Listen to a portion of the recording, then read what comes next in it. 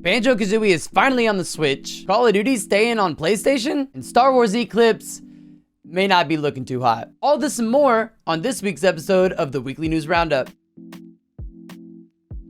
First of all, thank you so much for the support on episode 1. That means a lot. I do look forward to keeping you guys updated every single week, so feel free to let me know if you guys ever find any juicy stories down in the comments. First things first, we all know that Microsoft bought this small indie studio nobody's really ever heard of.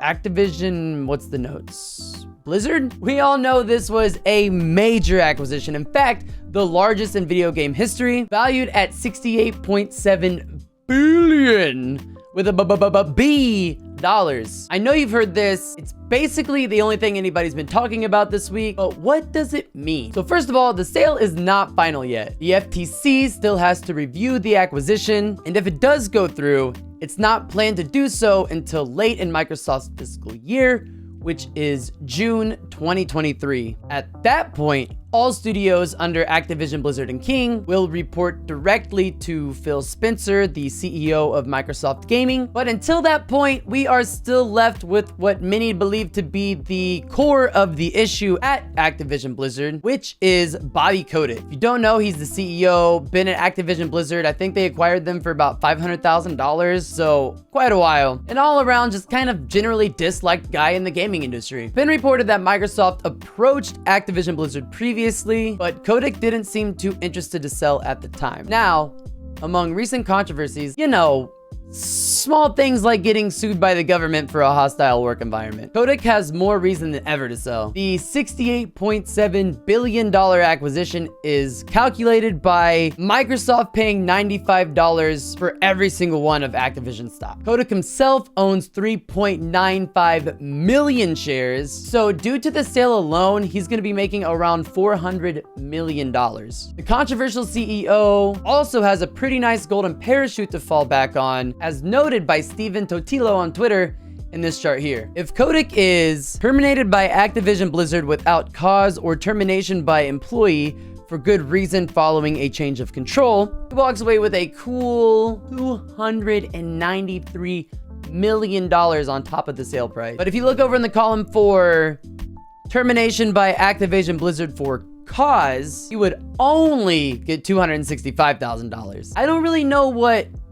for cause means among the Activision board members, but I know if I led my company to a state government lawsuit while also having voicemail recordings of me threatening to kill fellow employees, then I would probably find myself in a much worse position than $265,000 richer. With Microsoft's Game Pass now surpassing 25 million subscribers, a lot of gamers are looking to get a big boost in their libraries after the news of this acquisition, and I wouldn't doubt if we're gonna see a ton, if not all of these properties being included in the library at some point. This isn't all bad for Sony though, at least if you're a Call of Duty fan. Phil Spencer tweeted saying, quote, "Had good calls this week with leaders at Sony. I confirmed our intent to honor all existing agreements upon acquisition of Activision Blizzard and our desire to keep Call of Duty on PlayStation. Sony is an important part of our industry, and we value our relationship." To me, the key word in this statement is "and." They do only pledge to honor current contracts, but the inclusion of "and" there tells me that Call of Duty is kind of considered separately from all of these other contracts and will remain multi-platform, although don't be surprised to see something like early access or double XP for Game Pass users exclusively. What do you think of all of this? Do you think a giant merger is a good thing for the gaming industry? Does this open the door for other big players like Disney or Netflix to acquire somebody that's left? Whoever's left. Let me know down in the comments below, and to make it featured next week, just like our boy Master Game 5X, who says, "Yes bro, more of these." I don't know about the Dying Light 2 thing. Star Ocean has a 100% completion of 200 to 300 hours. And that's a bit much. I bet it's gonna be that. Fallout 4, another settlement needs your help. Well, Master Game 5X, more of these coming your way. And thank you for the support.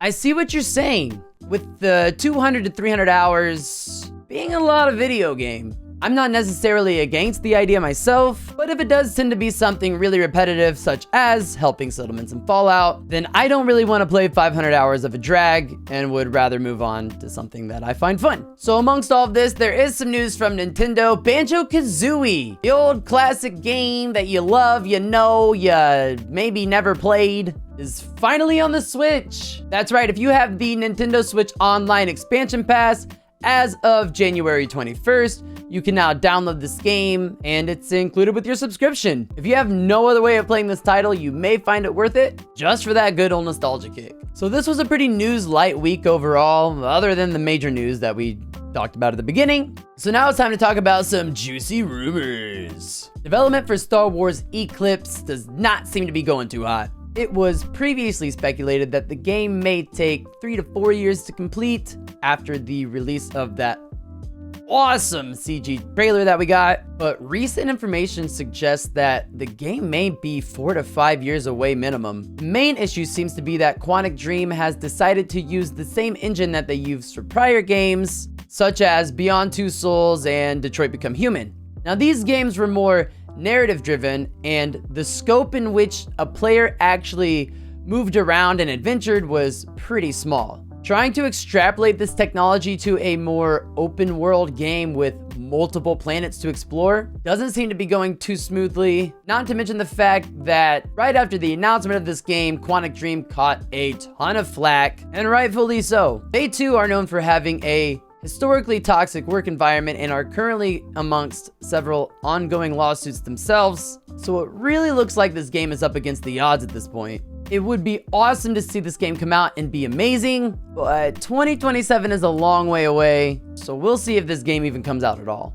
What do you think are the chances of this game actually releasing, and if it does, will it be any good? And finally, from software fans, hold on to your seats for this one. Rumors of an Armored Core 6 have hit the internet by means of a possible marketing survey. For those of you who don't know, Armored Core is a third-person mech shooter brought to you by Hidetaka Miyazaki, otherwise known as the creator of Dark Souls. While this game is wildly different from a Souls game, fans of the series are typically fans of Miyazaki himself, so having his name attached to a project alone is a pretty big deal. Twitter user @EldenRingUpdate posted pictures of the survey which were watermarked, but you can clearly see some serious mech action going on there.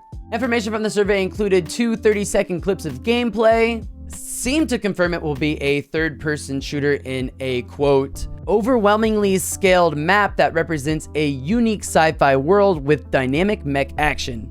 And the survey also seemed to indicate that somehow it will not continue the Armored Core titling, or at the very least may not be a numbered entry in the series, which indicates a possible reboot.